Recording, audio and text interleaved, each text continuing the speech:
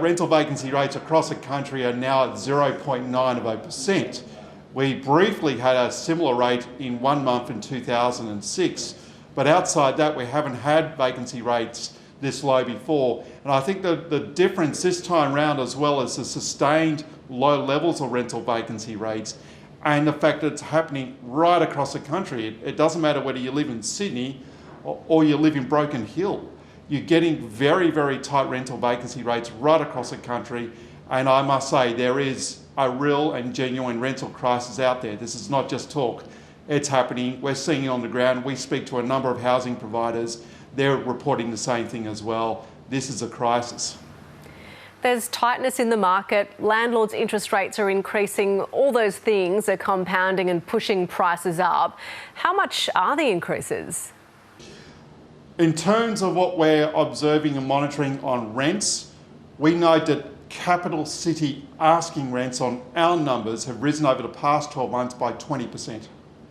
Some cities a little bit less, but they're all recording double-digit annual percentage increase rises. Once again, that's something I've not seen before. Louis, is this as bad as it's going to get, or do you worry that it could get worse? And with that, can it be fixed?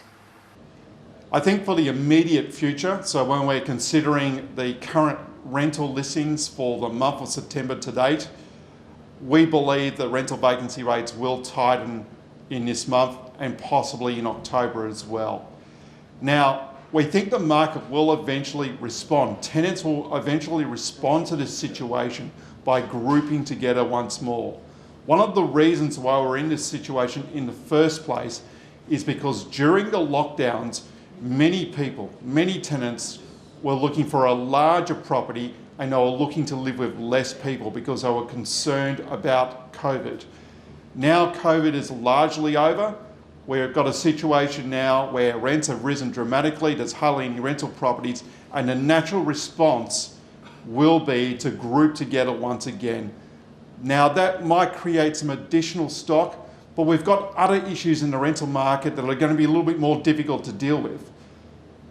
For example, we have a situation where short stay accommodation, the market share of short stay accommodation has aggressively expanded.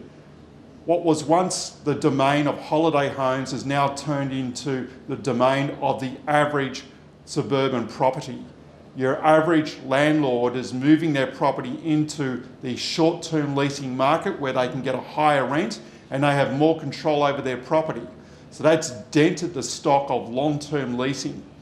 Over and above that, we've been through a period of underbuilding due in part to COVID, and we've also just opened up our borders, meaning that we're getting a stream of people coming into the country looking for rental accommodation. All this is creating the rental crisis we have on our hands today. And some of these issues, I don't see them going away anytime soon. Louis, we're also seeing the number of properties being listed for sale is declining, despite the typical spring selling season. Is it fair to say higher interest rates are putting sellers and buyers off? It's fair to say that the housing market right now is a buyer's market with rising interest rates and prices coming down. However, what we've not seen in this cycle to date is a surge in for sale listings. So there's very few forced sellers out there right now, very few panic sellers. I think for most sellers, they'd rather not sell in this market right now, they'd rather hold on. And they can right now because we have full employment, we have a situation where there's not a lot of banking defaults occurring at all despite the rate rises. And so those sellers that are in the market today, they're generally reluctant sellers. They generally will be people who will be looking to sell one property and perhaps move into another property. So overall, yes, not a lot of panic in the market by sellers at this point in time. The situation could change.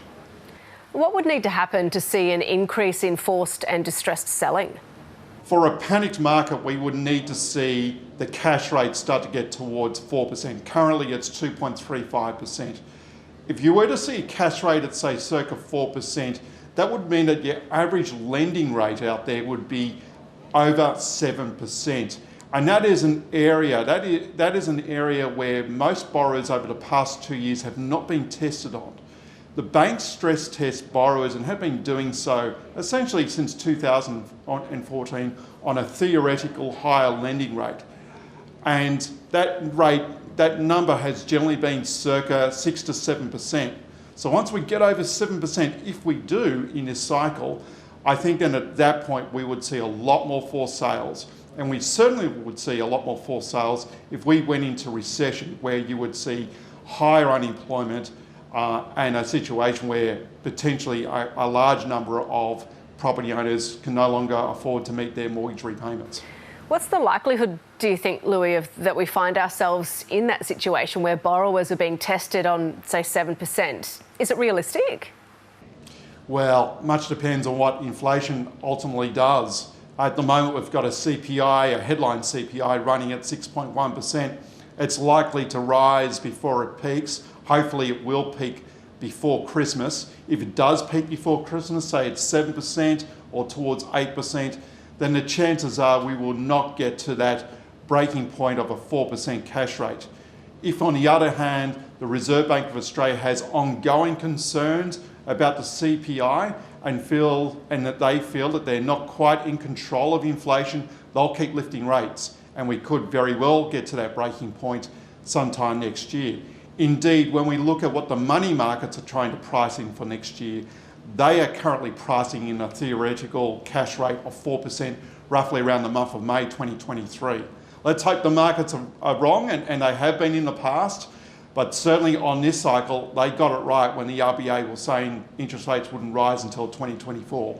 The RBA's Assistant Governor, Jonathan Kearns, said this week property prices could fall 15% peak to bottom. What's your call?